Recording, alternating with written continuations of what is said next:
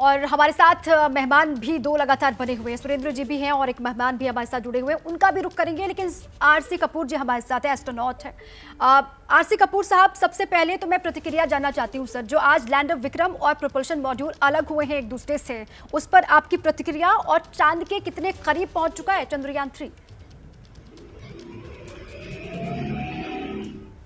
देखिए, ये आखिरी बर्न में ये जो ऑर्बिट हमें मिला था वो 153 गुणा 163 किलोमीटर का था, और उसके बाद जो है अगला पड़ाव यही था जो आज अभी हुआ है करीब 1:25 पर, और सफलतापूर्वक जो है ये सेपरेशन हो गया है।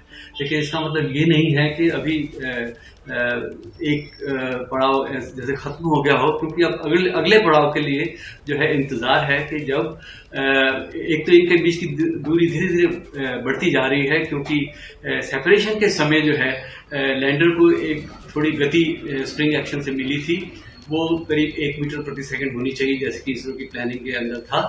तो धीरे धीरे जो है इन दोनों के बीच का एक सेपरेशन थोड़ा बढ़ता जाएगा।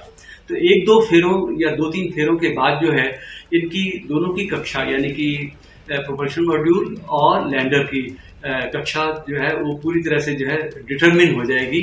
उसके बाद जो है स्टेप है कि कैसे लैंडर को डी बूस्ट किया जाना है, तो वो 2 चरणों में होगा। पहली डी बूस्टिंग जो है 120 गुणा 150 किलोमीटर की है, और दूसरी डी बूस्टिंग में 30 गुणा 150 किलोमीटर की वो कक्षा रहेगी।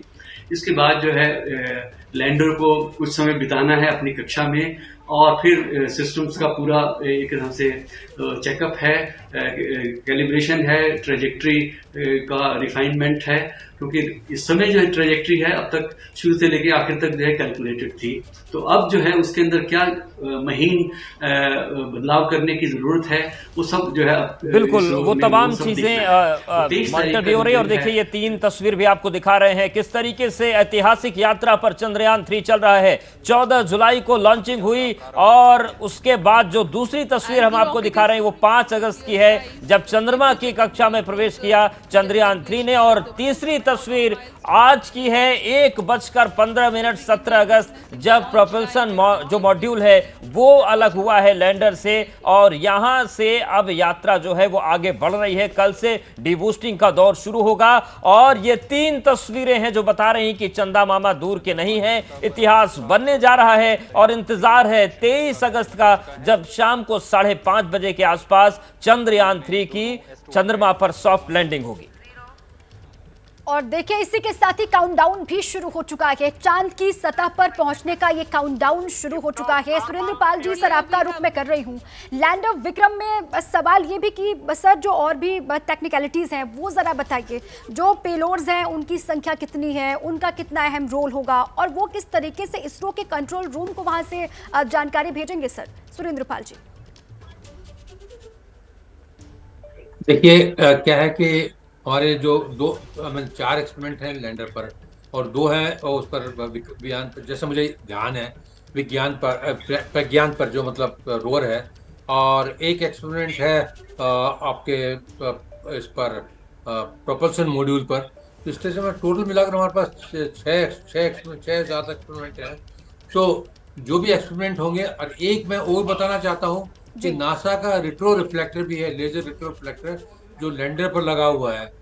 यही एक ऐसा है जो कि हमने बाहर से लिया है। बाकी सारे जो एक्सपेरिमेंट्स हैं वो सब के सब हिंदुस्तान में बने हैं, चाहे वो इसरो में बने हो, इसरो की सहायता से इंस्टीट्यूट ऑफ एस्ट्रोनॉटिकल ने किया, एस्ट्रोफिजिक्स ने किया हो, पीआरएल ने किया हो, टीएफआर ने किया हो, सारे साइंटिफिक।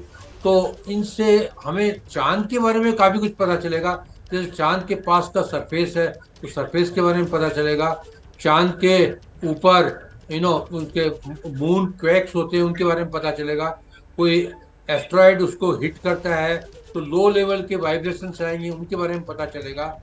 यही नहीं, उसके बाद में कितने इलेक्ट्रॉन्स प्रोटॉन्स आते हैं, जो मटेरियल्स हैं उनके बारे में पता चलेगा।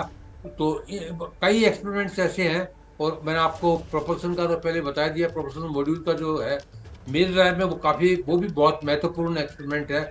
उससे हमें पता चलेगा अर्थ के सन से जो प्रकाश उसको पड़ता है वो रिफ्लेक्ट होकर वो आता है, उसको स्पेक्ट्रम मॉनिटर करेंगे, और उसको स्टोर करेंगे, और वैज्ञानिक उन्हीं बिल्कुल। स्पेक्ट्रम कैरेक्टरिस्टिक से देख सकेंगे कि बाद में कहाँ पर और कौन सी जगह है जहाँ पर लाइफ हो सकती है। तो इसका इम्पोर्टेंट चीज है, मेन बिल्कुल, चीज कई तो महत्वपूर्ण मेरा प्रक्रियाएं हैं। ये आरसी है कपूर कि सर, एक हम सवाल और लैंड भी अभी करेंगे। चर्चा में जो चुनौतियों की बात हो रही थी, तो इसका भी जिक्र आया कि जब बिल्कुल चंद्रमा की सतह के पास पहुंचेगा लैंडर, तो उस वक्त जो धूल के कण उड़ते हैं, जिस तरीके से धूल का गुबार उड़ता है, ऐसे में चुनौती बढ़ जाती, कहीं सेंसर्स पर असर न पड़ जाए, कहीं कोई दिक्कत ना हो जाए। उस पर जाएंगे।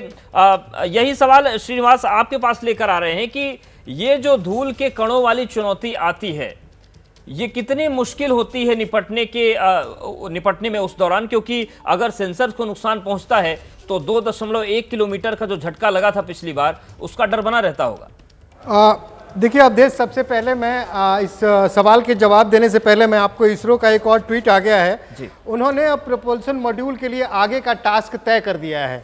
इसरो ने ट्वीट किया है कि meanwhile the propulsion module continue its journey in the current orbit for months oblique years, मतलब महीनों और सालों तक का प्रोपल्सन मॉड्यूल उस ऑर्बिट में घूमता रहेगा। और जैसा कि अभी सुरेंद्र पाल सर बता रहे थे कि उसके ऊपर सेप SHAPE सेप पेलोड लगा है परफॉर्म, जो कि spectroscopic study of the earth वो परफॉर्म करेगा।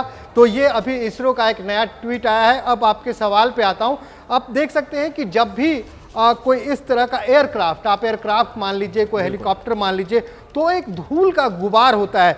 तो ये तमाम चीज़ें उससे बचने के लिए उसमें प्रोवाइडेड है, लेकिन ये माना जाता है कि 0.1% चांसेस हो सकते हैं कि जो इस धूल के जो गुबार हैं वो उसके सेंसर को इफेक्ट कर सकते हैं, लेकिन उसके लिए भी ठीक है। बहुत टेक्निकलिटीज हैं और लगातार हर बारीकी पर नजर पूरे हिंदुस्तान की है। शुक्रिया श्रीनिवास आपका भी, और सुरेंद्र पाल जी आपका भी, और RCP कपूर साहब आपका भी, पूरी जानकारी साझा करने के लिए। और देखिए 6 दिन बाकी है, 23 अगस्त की तारीख है। शाम वक्त याद रखिएगा 5:45 जब सॉफ्ट लैंडिंग हो जाएगी चांद की सतह पर चंद्रयान 3 की। पत्रकारिता कोई इमोशन नहीं है, ना अपना कोई ज्ञान देना है और ना कोई विचार थोपना है। पत्रकारिता क्या है?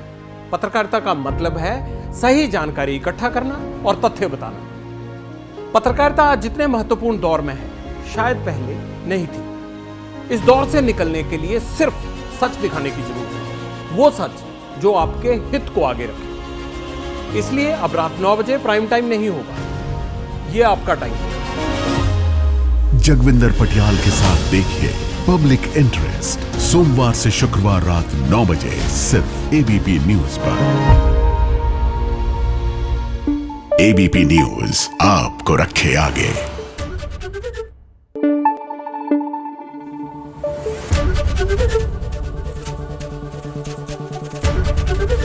ABP न्यूज आपको रखे आगे।